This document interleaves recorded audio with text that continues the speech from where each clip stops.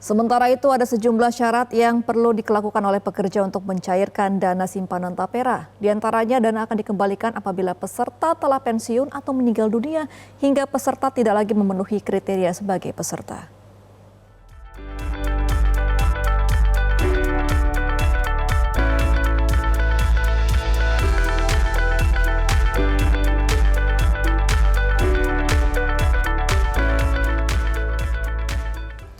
Adapun mekanisme pencairan simpanan tapera ada sejumlah langkah yang harus dipenuhi, diantaranya validasi data baik bagi PNS yang telah pensiun maupun bagi ahli waris PNS yang telah pensiun.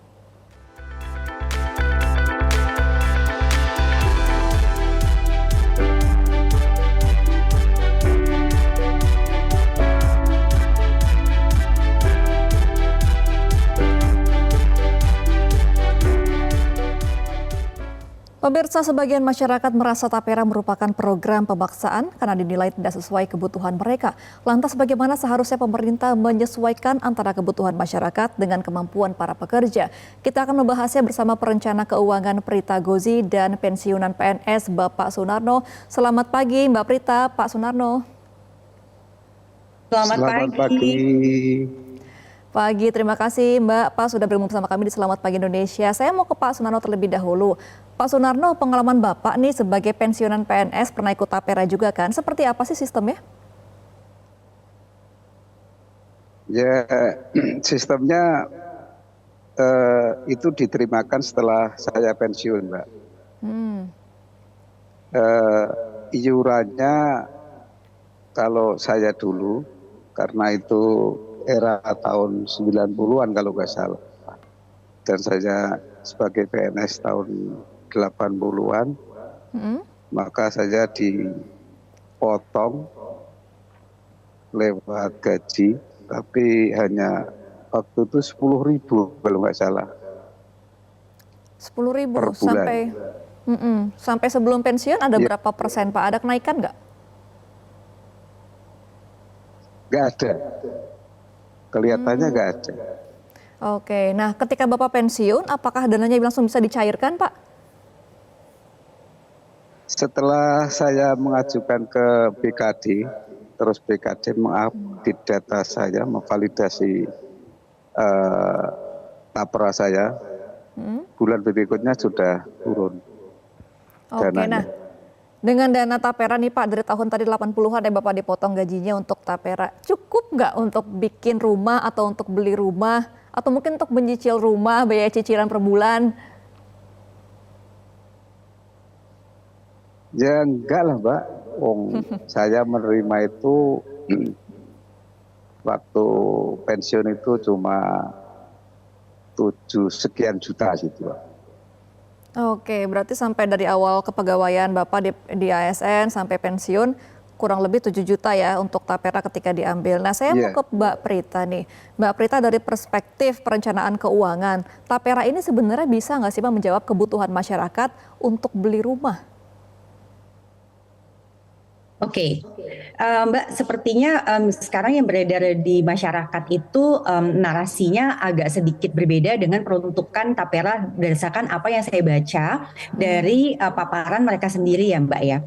Jadi konsepnya ini sebetulnya adalah masyarakat itu menghimpun dana dalam bentuk iuran, kemudian masuk ke dalam satu skema, disebutnya juga mungkin unit investasi, lalu dikelola dan dana ini bisa disalurkan kembali kepada masyarakat yang memang sudah ditentukan gitu syarat dan ketentuannya dalam bentuk fasilitas perumahan.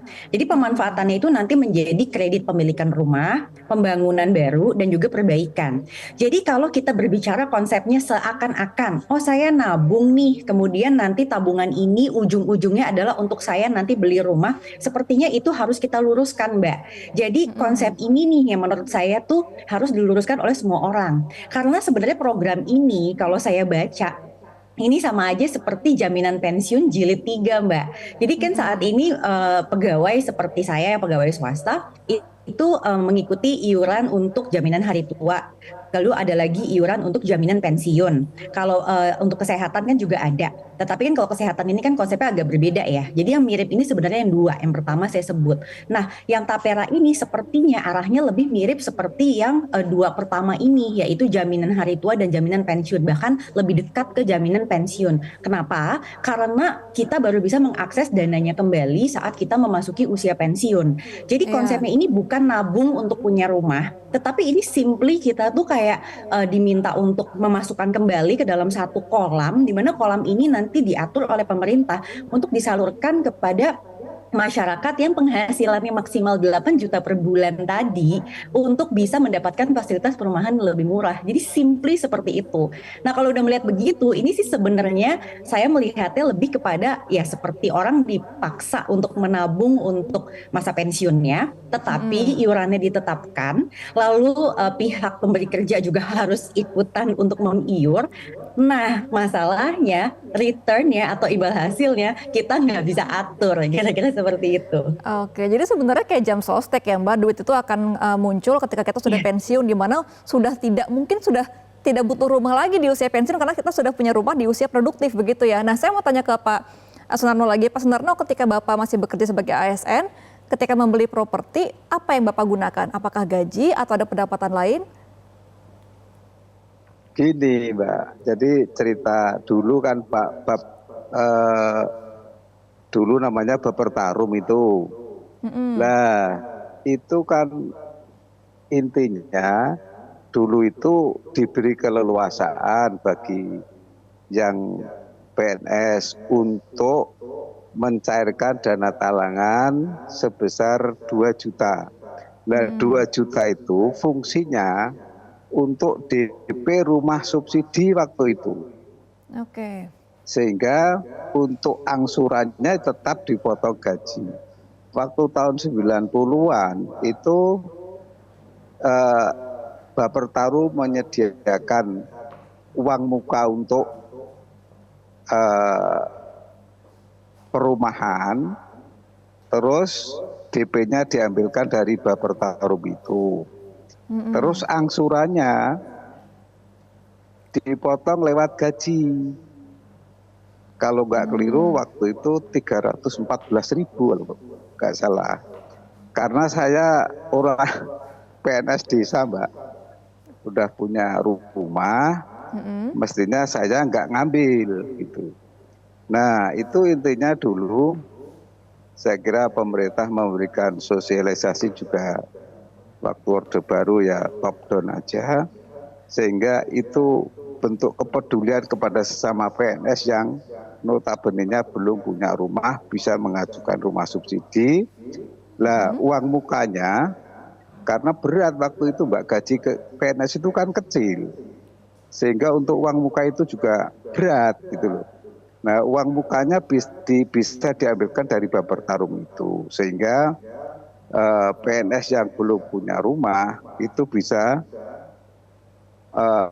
membayar DP rumah subsidi dan angsurannya tetap diangsur lewat gaji selama 10 tahun atau 15 tahun begitu. Oke, berarti memang kalau untuk ASN pada waktu itu memang diperuntukkan untuk membeli rumah subsidi dan juga subsidi bagi para pegawai lain yang belum punya rumah begitu ya Pak Sunarno. Nah, saya mau ke Mbak Prita lagi. Ya Mbak Prita, betul. dengan misalnya nanti ya di 2027 ini Tapera akan diberlakukan. Berarti kan akan ada sekitar 18% lah potongan gaji untuk para pegawai ini. Nah, apa dampaknya kira-kira ada pemotongan-pemotongan lagi untuk para pegawai?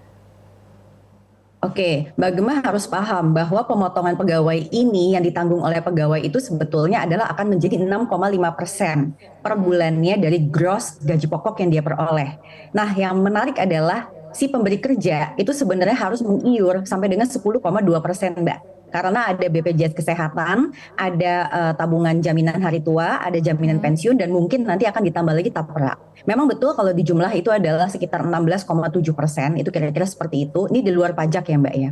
Ya. Jadi sebenarnya kalau kita bicara hanya untuk yang program pensiun aja, ini harus dikurangi dengan 5%. Jadi sekitar 11 komaan lah 12. Karena kan kalau kesehatan itu kita nggak ada tabungannya. Sebenarnya kita mendapatkan fasilitas kalau misalnya kita sakit gitu ya, kita mendapatkan mendapatkan jaminan untuk dapetin layanan kesehatan. Nah, kalau untuk si jaminan hari tua, jaminan pensiun dan tapera ini yang sebenarnya nantinya tabungannya yang bisa diakses oleh si pegawai itu sendiri, Mbak.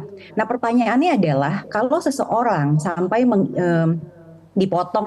dipotong dari dianya plus si pemberi kerjanya itu harus membayarkan juga ikut mengiur, itu kan sampai dengan 10%. Katakanlah gaji seseorang itu adalah 10 juta rupiah per bulan, katakanlah seperti itu.